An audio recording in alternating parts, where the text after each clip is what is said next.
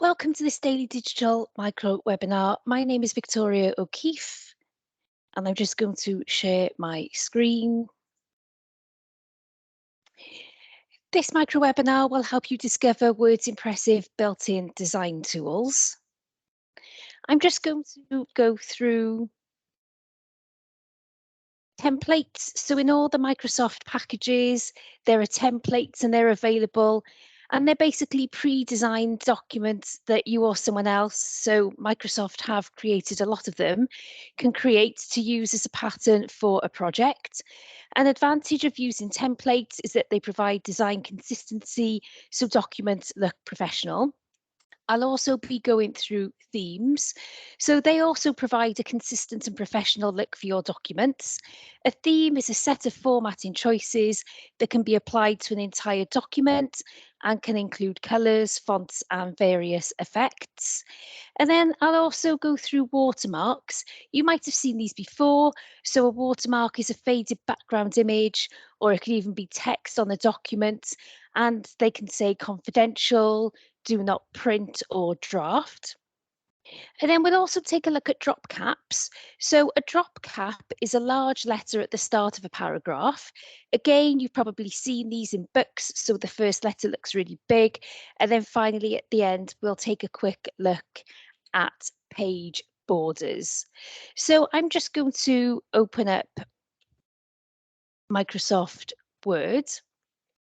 And the first thing we're going to look at are templates. So you can open up Word and then go to File and New, and then you'll be able to see all the various templates which are available. So you can have cards, flyers, letters, educational theme documents, CVs, but I'm just going to click on Business. And then you've got a whole list of different documents, so business cards that you can choose from. But if I just click on Report, it will open up, and then I can click on Create. And here's a report that you can update. So you can replace the text with your own, and you can also change the images. And if I click on the title heading, you can see they've used styles, and you've got heading 2 for the subheading. So if you wanted to, you could insert a table of contents. So all of this can be redesigned, but it saves you doing all the hard work. If you didn't use a theme and you use something from scratch, then you would go to the Layout tab.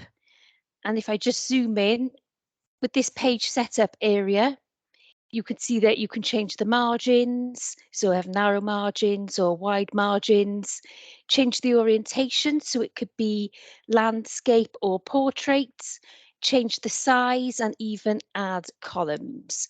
But it is much easier to use a template or to reuse a template that one of your colleagues has created. Moving on to themes. Themes are really good because you can change the whole appearance of a document. So this is a dummy document I've got. And to get to the themes, I can just click on the Design tab. And there are all themes here. And you just hover your mouse over them and it will give you a preview.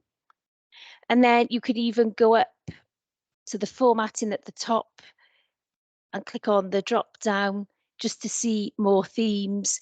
So you can see it changes the color, the font style, and so on. So if you wanted to change the entire document, you could just choose a theme from here. And if you had specific colors in mind, you can choose one of the colors from here. So I'll go with yellow orange, and then I can go up and format the document just so you can see how that looks. You can also change the font type depending on the document. You might want it to look really professional, so you'd have a plain and simple font, or you could go for a more fancy font depending on your document. And finally, we've got these effects. So if you wanted it glossy, then you can choose the effect and then choose from up here. So really easy to use themes. So I'm just going to change it back to a darker colour. Something else that you can use to make sure that your document isn't changed or not printed out for security reasons is to use a watermark. And within this page background area, we have watermark, and we've already got some existing watermarks. You can just click on them and you can see confidential has horizontally appeared. You can go up to watermark and choose custom watermark. And from here, you can type in your own text. So if I just type in Victoria's copy, and I can choose the colour if I wanted it to really stand out, and if I want the text diagonally or horizontally, and apply, and you can see Victoria's copy is by there, and that runs through every single page. I can also go up custom watermark again and choose a picture watermark. I can select the picture. So I might want to have maybe a laptop, and I can apply that change, and you can see a laptop is on every single page, just in the background as the watermark. Something else that you might want to have is the page border.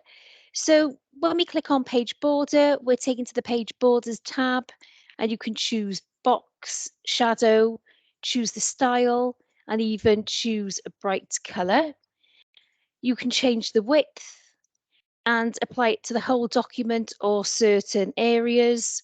So if I just click on OK, so you can see that, obviously you wouldn't choose this color, or you can have art, depending on your document. So that's really easy to use as well. So if I want to remove this, I can go back up to page border and choose none and OK, and it disappears. Now, I talked about drop caps. I can highlight the first letter of my paragraph, and I'm on the design tab. And if I want to add the drop cap, I can go next door to insert. And within this text group, we've got drop cap, and I can have it dropped or in the margin, so it's not in the text. There we go. And I can go up and choose the options. And this is where I can change the font type, how many lines to drop, and the distance from the text. So that can make your document look really appealing. And that's it. Thank you for watching this daily digital micro webinar.